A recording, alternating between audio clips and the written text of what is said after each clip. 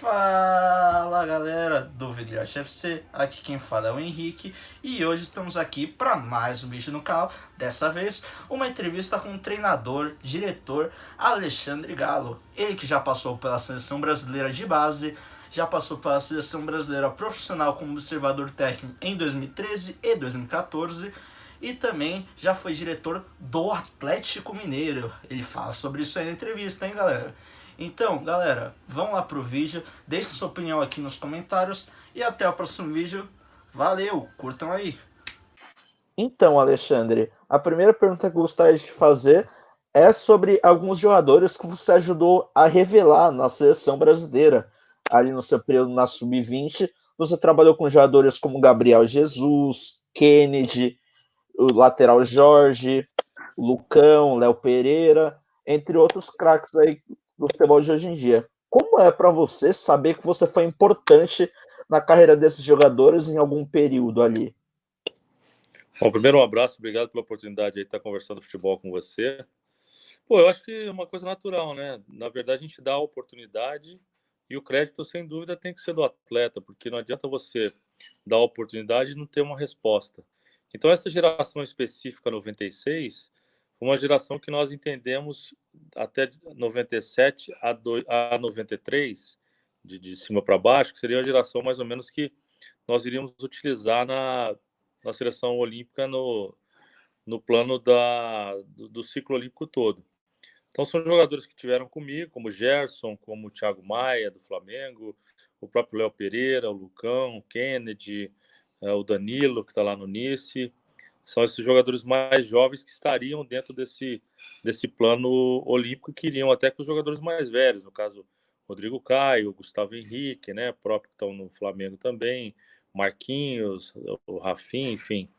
Eu acho que foi um ciclo desenhado, que eu acho que foi bem feito, até pelo número de quantidade de jogos que nunca aconteceu em nenhum lugar do mundo, você ter 40 jogos, um time para uma preparação olímpica. Eu fiz 34 jogos, e desses 34 nós não perdemos nenhum. Então, eu acho que foi um trabalho bem feito, de um garimpo, de uma redução aos poucos desse grupo aí para chegar fortalecido. E fiquei feliz, talvez ter sido um grãozinho de areia aí nessa conquista importante do Brasil, porque dos 15 convocados abaixo de 23 anos, 13 já estavam indo comigo há bastante tempo. Então, acho que o importante é claro, e o mérito é de quem estava lá, quem venceu, mas acho que foi um trabalho legal e os jogadores deram a resposta, né? É o que eu falo, o mérito é deles, porque não adianta você dar a oportunidade e eles também não darem sequência na carreira, né? Certo. E outro trabalho que você teve como dirigente foi no Atlético Mineiro.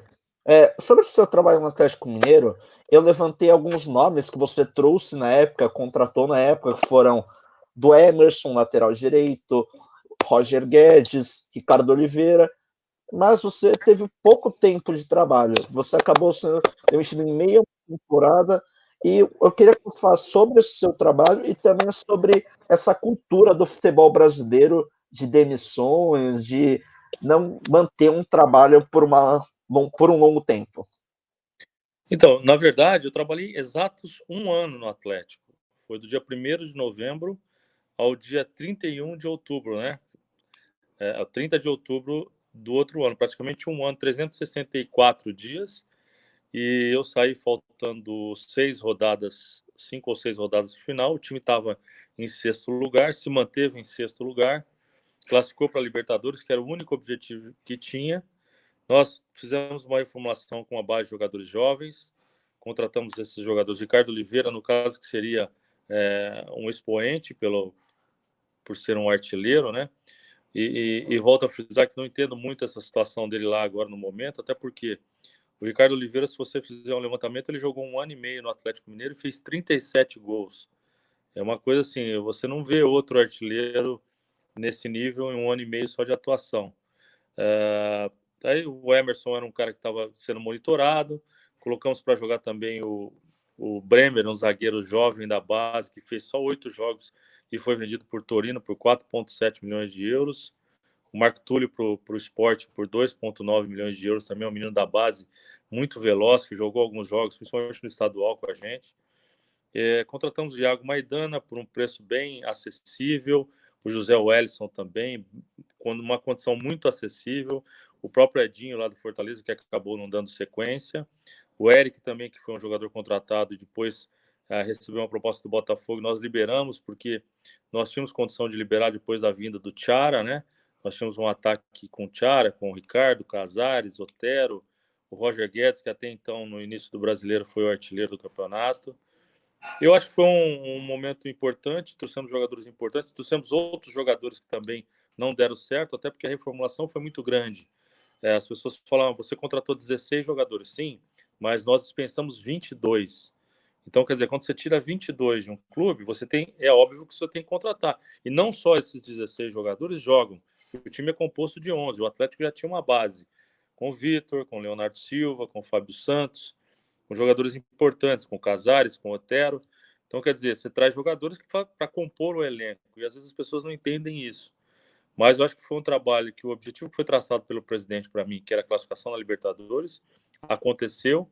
E o Atlético, aquele ano, no futebol, foi superavitário, que nós vendemos aproximadamente 25 milhões de euros, né? Quase 150 milhões de reais em ativos do clube. Certo. E sobre a questão de longevidade no futebol brasileiro, que eu te perguntei anteriormente, como você vê isso? Você vê que falta um pouco de visão a longo prazo dos dirigentes aqui do Brasil? Claro, acho que sim, o mediatismo. Eu acho que existem coisas estruturais mais importantes do futebol. Como, por exemplo, eu conversando uma vez com o presidente do Benfica, ele me falou que também não entendia um presidente ou um clube ter um presidente por 3 anos, 2 anos, 3 anos num clube, porque isso acaba virando um tsunami de cima para baixo. Se ele não tem resultado no primeiro ano, acaba onerando, mas porque ele é uma pessoa da sociedade, que tem uma boa entrada na cidade, ele quer fazer uma equipe forte e acaba tomando uma pressão da sociedade que ele acaba investindo o que não tem no clube, até porque os clubes hoje no Brasil ainda não têm a questão da responsabilidade fiscal. Então vira uma bola de neve. Se ele não consegue ganhar no primeiro ano, ele gasta mais no segundo, não consegue, gasta no terceiro. Então, quer dizer, eu acho que a forma estrutural de você melhorar essas questões começam com os gestores, os estatutários teriam que ter um prazo maior de trabalho para que tivesse um pouquinho mais de tranquilidade e não onerasse tantos clubes. Mas eu acredito também que a sociedade anônima vai fazer muito bem para o futebol brasileiro para justamente acabar essa falta de responsabilidade fiscal.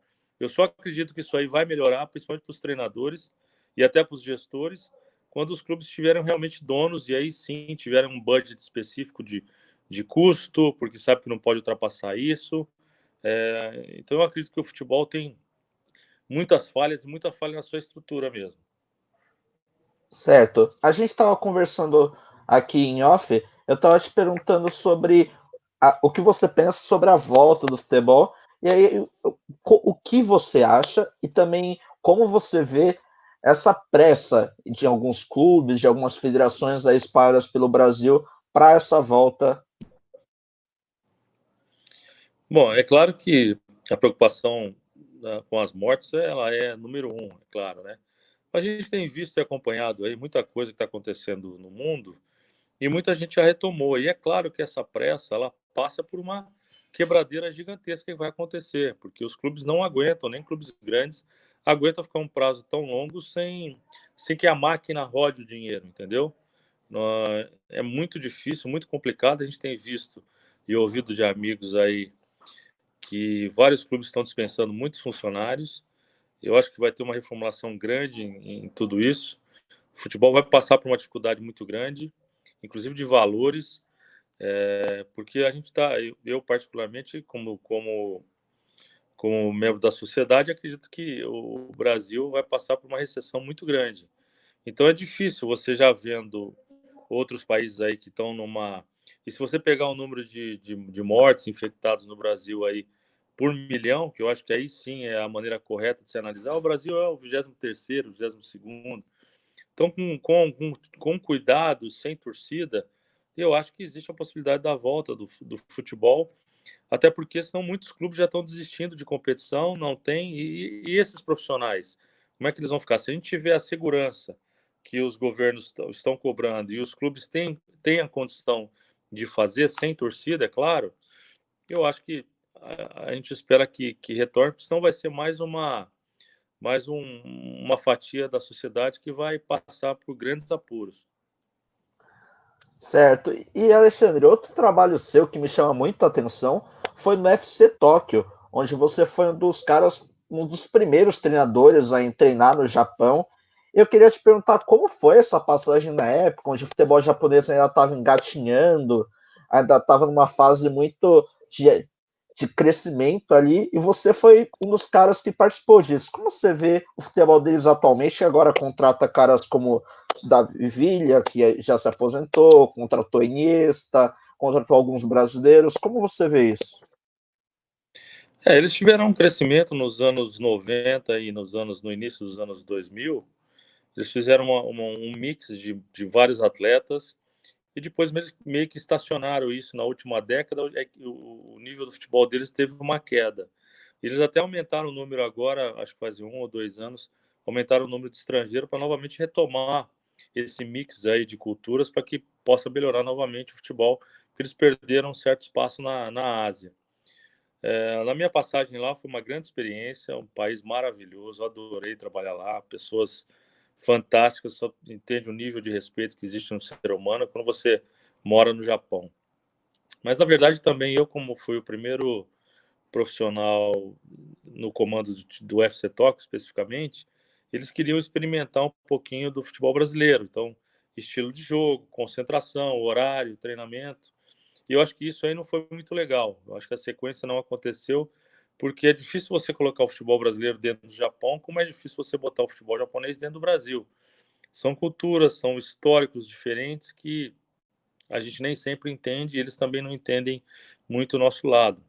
Eu vou te contar 2 situações aqui que para o nosso futebol não caberia. No primeiro dia de concentração, após o almoço, um dia antes do jogo em Tóquio, os jogadores saíam para jogar patinco 1 hora da tarde e voltavam às 7 horas da noite.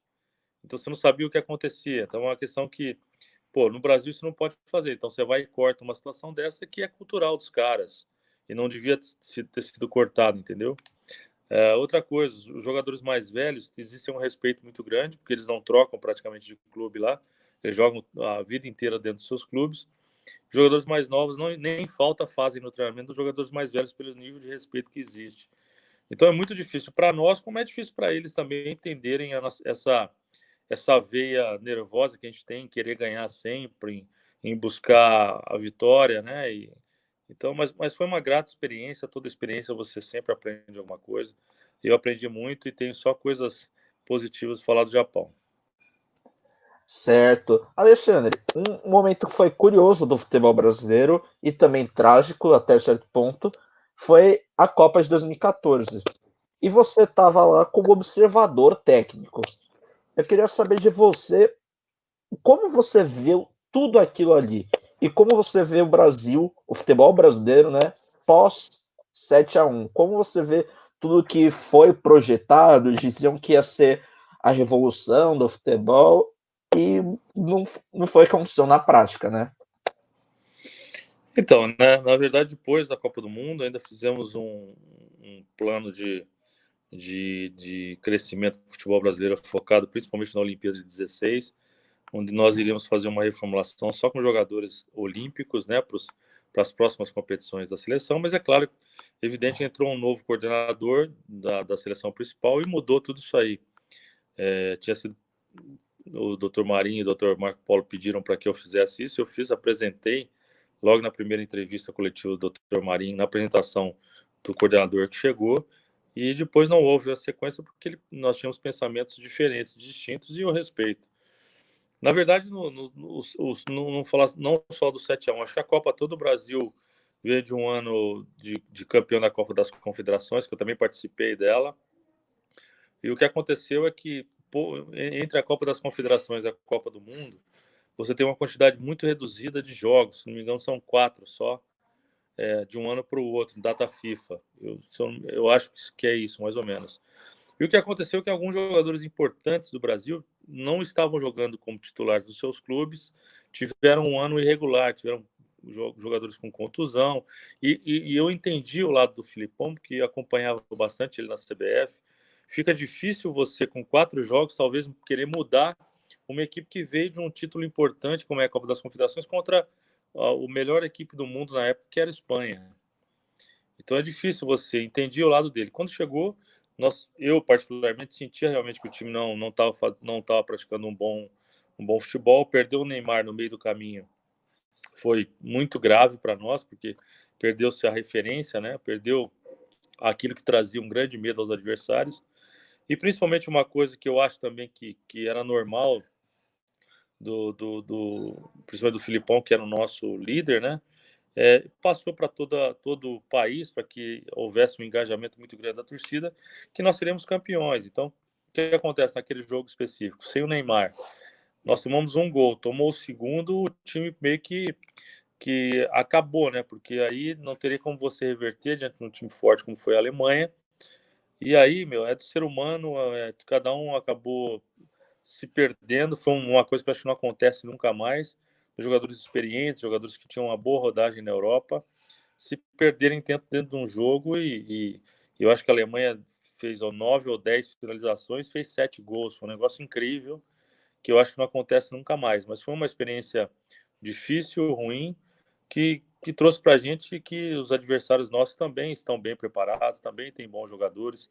Essa miscigenação de culturas na Europa, você pode ver que hoje a equipe francesa tem vários jogadores, a grande maioria, jogadores negros, africanos, né, que vieram. A própria Alemanha também tem. Então, aquela situação da qualidade técnica, eles melhoraram bastante, têm condições financeiras para ter uma estrutura bem melhor do que a nossa. Eu acho que eles encostaram muito próximo da gente na questão da qualidade. E pós 7-1, é claro que veio uma corrente muito grande, que os treinadores mais antigos no Brasil já não tinham mais espaço, aí começaram os treinadores mais novos. Teve até um momento em que você ser auxiliar no time era mais importante que você ser treinador. Eu acho que foi uma onda, como está sendo a onda agora dos treinadores estrangeiros, que também eu acho que a gente tem que respeitar, até porque já trabalhei em 3 países e fui bem recebido em todos eles. Eu acho que é bom para o futebol brasileiro, mas eu acho que é mais importante quem tem a sua qualidade se estabeleça, né? E da parte da imprensa que tem o tratamento da mesma maneira que tem com os estrangeiros com os brasileiros, de respeito, de tempo de trabalho, até para os gestores em relação a isso. Mas eu acho também que é um momento, e eu acho que treinador também não tem país, não tem. Treinador, ele é simplesmente treinador. Vamos ver o que vai acontecer, mas eu acho que todo mundo que tem qualidade tem espaço. Certo, Alexandre. Agora fala sobre o seu atual momento no São Caetano. Na temporada, foram 10 jogos, 5 vitórias, 3 derrotas e 2 empates. É uma campanha considerada boa para um clube como é o São Caetano, que tá se reestruturando. Queria saber como você vê essa temporada até aqui e como você projeta sem saber muito bem o que vai acontecer na temporada. Como você vê aí os jogadores, como você vê uma possível, né, reformulação, já que os contratos às vezes acabam, tem que renovar, não sabe se vai conseguir. Como que você vê tudo isso? Então, eu cheguei após a segunda rodada lá, a equipe estava em 13º colocado, hoje nós estamos em 6º, a 4 pontos do líder, temos 3 jogos, né? Se a sequência acontecer, nós temos 2 jogos em casa e um fora. E praticamente estamos precisando de uma vitória só, que nos deixaria, até pelos últimos anos que teve em média de classificação, entre os 8 primeiros colocados. Então, a gente na verdade, precisaria de 2 ou 3 pontos aí. Então, acho que nós estamos próximos da classificação, é claro, respeitando todos os adversários. E o São Caetano passando por um momento de reformulação muito grande no aspecto da sua direção, o Dr. Saul Klein, que é o nosso grande patrocinador, retomou as rédeas do clube aí e estamos recomeçando. E nós não perdemos muitos jogadores, nós perdemos 2 jogadores, um por uma negociação e outro porque acabou o contrato e ele quis ir para um outro clube, né? Jogadores que eram titulares. Então nós estamos aí praticamente com 80%, 85% do nosso time mantido. E já fizemos algumas contratações, uma reformulação. Já contratamos 6 jogadores para a sequência do ano. Então acho que nesse ponto nós estamos aí bem estruturados para seguir o ano tanto no Paulista como no Brasileiro. Bom, pouca gente sabe, né? Mas você teve uma passagem importante como atleta também, né? Conquistou alguns títulos. E eu queria te perguntar dessa época como atleta, qual foi o clube que você considera que você mais sente saudade assim, do elenco, dos jogadores? Qual o time familiar tecnicamente? Aquele São Paulo de 98, em que você foi campeão paulista, ou aquele Atlético em que você passou, foi campeão mineiro 2 vezes, ganhou um torneio internacional também da Ásia? Como que foi? Qual elenco você disse que você mais se adaptou, que você mais se sentiu bem jogando? Bom, cara, é difícil assim falar de um elenco específico. Eu sou bastante agradecido a Deus pelas oportunidades que Ele me deu. Desde quando eu subi no Botafogo de Ribeirão, e eu joguei alguns anos lá como profissional, eu sempre consegui ter uma boa relação com eles. Depois passei 5 temporadas no Santos, praticamente, e também foi maravilhoso. O Santos abriu as portas do Brasil, do mundo para mim. Depois a passagem na Portuguesa também foi assim de um grupo excelente, como foi no São Paulo, Atlético Mineiro. Eu só tenho a agradecer, mas eu não posso destacar um porque seria covarde com os outros. Eu acho que tive bons momentos mas eu acho que todo lugar a gente deixa amigos e às vezes as pessoas também não te entendem, você também às vezes não entende as pessoas, mas no âmbito geral eu acho que a relação sempre foi boa. Certo. Alexandre, só mais uma pergunta para finalizar a entrevista. Eu queria perguntar para você sobre esse período aí em que está sem futebol. Você tem se atualizado? Como você tem trabalhado? Tem estudado? Tem pensado em novas formações? Ou tem aproveitado mais com a família? Aproveitado mais para realmente tirar um tempo sabático, aí descansar um pouco para depois voltar com tudo aí para o futebol? Bom, eu acho que esse período nós tivemos tempo para tudo. Para você descansar, para você aproveitar a família, para você assistir futebol. Eu tenho assistido muitos jogos do campeonato que a gente está disputando, dos nossos adversários. E é claro que também os times vão mudar, né? Porque com certeza vários clubes aí estão mudando de vários jogadores. Tem tido notícia aí de clubes até que vão disputar com a base, então não está sendo fácil. Mas tenho assistido alguns jogos mesmo do nosso time também para tentar fazer com que a gente tire coisas importantes, até para a gente melhorar e criar tipos de treinamentos específicos para alguma deficiência que a gente está tendo. Eu já assisti, eu acho que 6 ou 7 jogos nossos e mais de uma vez, jogos importantes, principalmente os que nós perdemos, empatamos, para que a gente possa aprender, né, e tirar coisas positivas para fazer melhor na sequência, preparar para essa sequência. Nós estamos fazendo treinos 3 vezes por semana com os atletas de maneira virtual e para tentar manter o nível de força da equipe, para minimizar essa volta que não vai ser fácil. Ninguém tem experiência dessa volta, ninguém está acostumado a trabalhar com um grupo que fica 4 meses parados, não existe. Quem falar isso é mentira, é uma coisa nova para todos. E vamos ver o que a gente consegue fazer de melhor para tentar voltar rápido no estágio que foi aquele da parada, que eu acho difícil acontecer. Acho que esse ano vai ser um ano bem complicado. Certo, Alexandre, muito obrigado pela entrevista, obrigado pelo seu tempo aí que você disponibilizou para a gente. E se você quiser deixar aí suas redes sociais para o pessoal seguir, eu vou colocar aí na descrição, mas deixa aí seu agradecimento. O que você quiser falar, o espaço é seu agora. Obrigado, eu agradeço a você pelo espaço, pela oportunidade. Eu tenho o Instagram, Alexandre Galo Oficial, e eu acho que é a rede social que eu mais uso mesmo. Mas eu deixo aqui um boa sorte a todos nós aí que estamos militando dentro do futebol, né? Que a gente nunca esperou passar por uma situação dessa, é uma novidade bem ruim. A gente é muito solidário a todas as mortes que aconteceram, que muita gente está sofrendo com tudo isso. Mas é claro que a gente, dentro da nossa profissão, espera voltar com toda a condição para que ninguém tenha qualquer tipo de problema, nenhum atleta, nenhum funcionário de clube, nenhum funcionário da federação, enfim, que todo mundo possa voltar em boas condições e seguir em frente com o futebol. Certo, muito obrigado. Galera, deixem seu curtir aí, sigam lá as redes sociais do Alexandre, se inscrevam no canal, deixem seu comentário e até a próxima. Fui! Bom,